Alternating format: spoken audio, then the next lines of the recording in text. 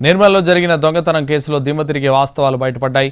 ఇంటి యజమానే దొంగ అని తేల్చారు పోలీసులు. తన ఇంట్లోనే తానే చోరీ చేసినట్టు గుర్తించారు.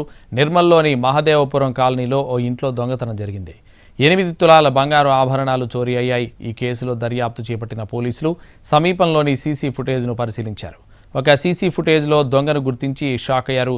ఇంటి యజమానే నగలు కొట్టేశాడని నిర్ధారణకు వచ్చారు.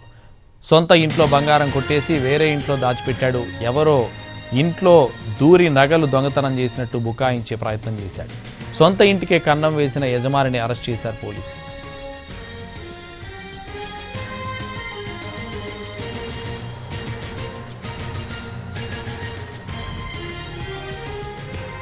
నిర్మల్లో జరిగిన దొంగతనం కేసులో దిమ్మ తిరిగే వాస్తవాలు బయటపడ్డాయి. ఇంటి యజమానే దొంగ అని తేల్చారు పోలీసులు. తన ఇంట్లోనే తానే చోరీ చేసినట్టు గుర్తించారు.